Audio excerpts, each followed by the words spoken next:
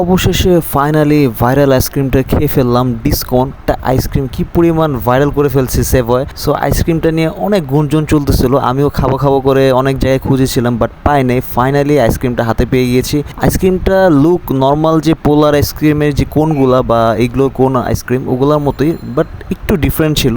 উপরের লেয়ারটা দেখেন, ওরে ভাই উপরের লেয়ারটা বেস্ট ছিল, পুরো চকলেটের একটা কোটিংয়ের একটা লেয়ার ছিল উপরে, এত মোটা। বাট আসলে আমি আইসক্রিমে পুরো প্রেমে পড়ে গিয়েছিলাম, আইসক্রিমটা খুবই জুস ছিল। আর নিচের কোনটা ছিল আপনার চকলেটের, আর একদম ডার্ক চকলেটের মতো লাগতেছে খেতে, খুবই টেস্টি। তো মানে যারা চকলেট লাভার, খুব চকলেট ডার্ক চকলেট পছন্দ করেন, তারা জাস্ট এই ডিসকন আইসক্রিমটা খেলে আপনার চকলেটের ক্রেভিংটা শেষ হয়ে যাবে। আর আইসক্রিম আর চকলেটের কম্বিনেশনটা বেস্ট ছিল একদম। উপরের চকলেটের কোটিংটা অনেক বেশি মোটা ছিল, মাঝখানে একটু এটা মানে চিনি গুঁড়া করে দিয়েছে এরকম একটা ভাইব লেগেছে আমার কাছে। দোকানে এসে দেখি মামার দোকানে ডিসকন আইসক্রিমের বক্স শেষ অলরেডি।